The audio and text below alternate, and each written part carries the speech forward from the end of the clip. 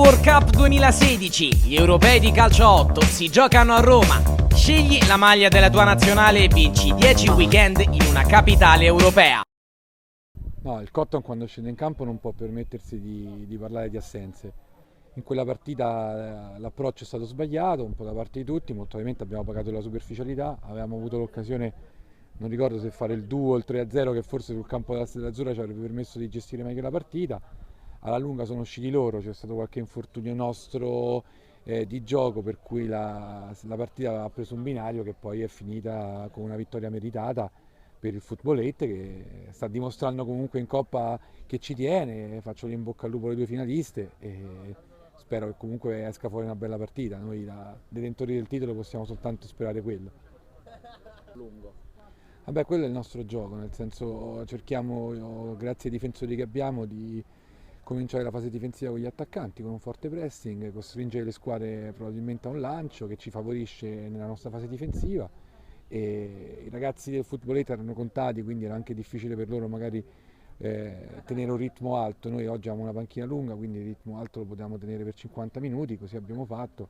Devo dire che non sono contentissimo per i numeri di gol fatti, perché questa è una partita che proprio perché loro sono in 8 e anche per noi potevamo fare diverse soluzioni offensive, forse sarebbe stato giusto creare di più, quindi va benissimo la vittoria, una partita in meno che manca alla fine del campionato, manteniamo, adesso non so cosa ha fatto la Golbet, manteniamo il vantaggio che avevamo, quindi va benissimo così. Pensieri. Prima di questa partita, quindi a 4 dalla fine, ci mancavano 7 punti per laurearci comunque campioni e adesso ne mancheranno invece 4 con 3 partite, quindi ancora può succedere tutto. È vero che quindi abbiamo diverse possibilità anche di poter inciampare e magari porre rimedio, però giochiamo con squadre che hanno comunque sempre qualcosa da dire alla Lega, quindi nessuno ci regalerà niente e dobbiamo essere noi padroni del nostro destino come abbiamo fatto da tante giornate a questa parte, perché a differenza dell'anno scorso dove, se non ricordo male, alla quinta a 5 dalla fine riprendemmo la testa nel duello a 3 con Footballette e Checco, quest'anno siamo invece lì da soli a tirare comunque la volata da tantissime giornate.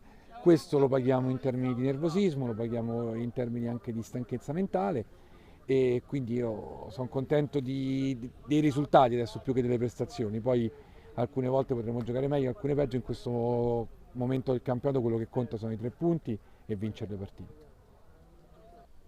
Nel secondo tempo abbiamo abbassato il ritmo e quello è stato l'errore nostro, perché comunque, ripeto, con il Footballette in 8 alzare il ritmo avrebbe significato comunque prenderli sulla stanchezza.